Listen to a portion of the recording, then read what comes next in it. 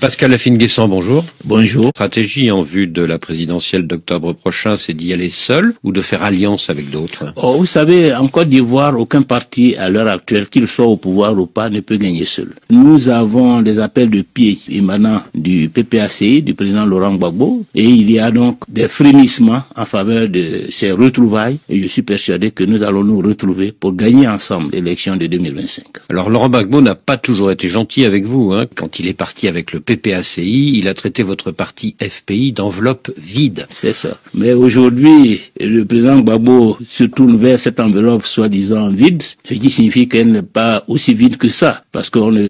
Chers amis, donc nous avons là le témoignage et la déclaration de Pascal Afine-Guessant qui parlait de sa réconciliation avec Laurent Gbagbo. Moi, je dirais plutôt qu'il attaque Laurent Gbagbo.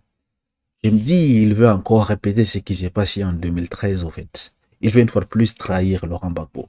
Il dit que si à Laurent Gbagbo de venir, il trouvait, au fait, et que si jamais le nom de Laurent Gbagbo n'a pas été remis dans la liste électorale, pour que Laurent Gbagbo laisse, n'est-ce pas, mener leur coalition, en fait. C'est lui qui devrait être le candidat légitime de leur coalition.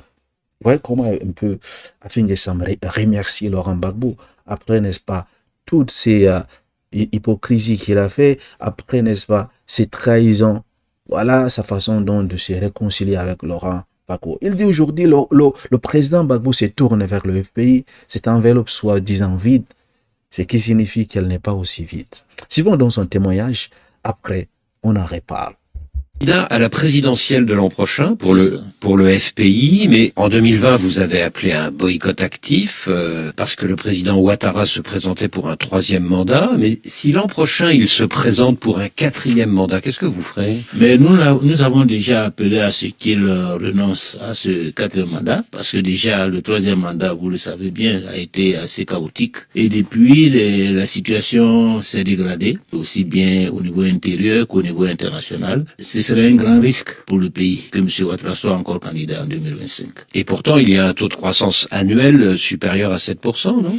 Oui, c'est vrai, mais vous savez, le taux de croissance n'a rien à voir avec la réalité. Sur le plan social, c'est la catastrophe. L'espérance de vie a reculé sous M. Ouattara de 58 à 57 ans. L'indice de développement humain s'est dégradé. Il y a beaucoup de pauvreté. Sur le plan politique, la réconciliation nationale est un échec. Sur le plan de la gouvernance, beaucoup de malversation, beaucoup d'enrichissement illicite, de corruption. Et donc, il y a une forte attente de la part des Ivoiriens au changement. Le RHDP au pouvoir appelle Alassane Ouattara à se présenter l'an prochain. À votre avis, il va y aller ou pas? Oh, je ne crois pas, je ne pense pas, parce que M. Ouattara est bien conscient du risque que cela représente pour lui-même et pour le pays s'il était candidat. Et à votre avis, qui sera le dauphin d'Alassane Ouattara pour le RHDP? Ça, c'est une question interne. Vous avez une petite idée? Oui, j'ai une petite idée, mais je la garde pour moi. On parle du vice-président, Thiemoko Miele-Kone. Évidemment, quand on a été vice-président, on aspire légitimement à être président. Donc ce ne serait pas une surprise si c'était lui qui était choisi comme le candidat du RHDP. Et quelle est votre stratégie en vue de la présidentielle d'octobre prochain? C'est d'y aller seul ou de faire alliance avec d'autres? Voilà. Oh, vous savez, en Côte d'Ivoire, aucun parti à l'heure actuelle, qu'il soit au pouvoir ou pas, ne peut gagner seul. Nous avons des appels de pied émanant du PPACI, du président Laurent Gbagbo, et il y a donc des frémissements en faveur de ces retrouvailles, et je suis persuadé que nous allons nous retrouver pour gagner ensemble l'élection de 2025. Alors Laurent Gbagbo n'a pas toujours été gentil avec vous, hein. Quand il est parti avec le PPACI, il a traité votre parti FPI d'enveloppe vide. C'est ça. Mais aujourd'hui, le président Gbagbo se tourne vers cette enveloppe soi-disant vide, ce qui signifie qu'elle n'est pas aussi vide que ça, parce qu'on ne court pas derrière une enveloppe vide, on ne fait pas appel à une enveloppe vide pour construire un rassemblement. Le président Gbagbo a bien compris que c'est dans ces retrouvailles que nous avons une chance de revenir au pouvoir. Il a lancé un appel depuis Beaunois, il a envoyé plusieurs délégations en notre direction, et donc je pense que le moment est venu de nous retrouver et nous allons faire en sorte que ces retrouvailles-là conduisent notre famille politique au pouvoir en 2025. Et vous seriez tous deux candidats en octobre, quitte à vous désister pour le mieux placé pour le 2e tour? Comment vous voyez les choses? Tout cela est à négocier. Juste avant ce déplacement en Europe, nous avons reçu une délégation du PPACI et il est question que le président Gbagbo et moi, nous nous retrouvions parce qu'au-delà de l'accord, il y a une réconciliation à organiser. Et nous nous sommes opposés pour pouvoir rassurer l'opinion, pour pouvoir crédibiliser une quelconque alliance. Il faut d'abord que nous donnions des signaux forts à l'opinion, que nous avons tourné la page des dissensions et cette nouvelle dynamique doit être matérialisée par une rencontre et je pense qu'à l'occasion de cette rencontre, nous allons échanger sur la manière d'aller ensemble à ces élections de 2025. Et si Laurent Gbagbo reste inéligible, que se passera-t-il? Il appartiendra au président Gbagbo de voir quelle posture adopter, mais ce qui est important, c'est que nous soyons ensemble pour ces élections, soit avec le candidat du FPI soutenu par le PPACI, évidemment étant donné qu'il y a un ticket, ce sont des choses qui se négocient, pour mobiliser l'électorat de gauche afin que ensemble nous puissions gagner. Est-ce que l'ancien ministre de Laurent Gbagbo, Charles Blé Goudet, ne convoite pas lui aussi l'électorat de Laurent Gbagbo et est-ce qu'il ne risque pas d'être pour vous un rival politique? Il est plus jeune, il a le temps pour lui et je pense que à l'heure actuelle, il s'agit pour la Côte d'Ivoire de savoir choisir un président qui soit en quelque sorte une passerelle entre l'ancienne génération que le président Gbagbo, le président Alassane Ouattara et cette nouvelle génération dont vous parlez. Et je pense que logiquement, je devrais être le candidat de la transition, le candidat de la passerelle pour permettre à cette nouvelle génération de se renforcer et demain d'assurer la relève. Monsieur le Premier ministre, merci. Voilà, chers amis, vous venez donc de suivre donc l'intervention de M. Afingessam. C'était lors de son passage sur RFI en Europe, en France. Et il parlait, n'est-ce pas, de sa réconciliation avec Laurent Gbagbo. Il a, n'est-ce pas, apporté plusieurs choses. Au début, c'est vrai qu'il a parlé d'Alassane Ouattara, mais ce qui nous intéresse le plus, c'est la réconciliation avec Laurent Gbagbo. Il dit ceci. Laurent Gbagbo avait déclaré que le pays était une enveloppe vide. Mais si c'est une enveloppe vide, Afingessam pose la question de savoir pourquoi alors il court derrière cette enveloppe vide. Comment il tacle Laurent Gbagbo? Donc, ça veut dire que Laurent Gbagbo a besoin du pays. C'est selon, n'est-ce pas, Afingessam. On lui pose la question de savoir, tous les deux, iriez-vous en octobre prochain comme candidat aux élections présidentielles? Il dit que normalement, si le candidat du FPI se représente, il doit être soutenu par le candidat du PPACI. À aucun moment, il a eu l'humilité, la décence, et dire, bon, c'est mon aîné, c'est lui qui m'a mis là où je suis, c'est lui qui m'a fait ce que je suis actuellement. À aucun moment, il se rabaisse. Hein? C'est toujours lui, en fait. Il disait, je devrais être le candidat idéal pour la transition. Et comment il traite, n'est-ce pas, Laurent Gbagbo? Après toutes ces trahisons en 2013, il a arraché le parti à Laurent Gbagbo parce qu'il était enfermé là-bas à La Haye. Et voilà la façon dont Afingessam voit la réconciliation. Moi, je vous ai dit toujours ici, quand on est traître une fois, on sera traître pour toujours. C'est comme ça.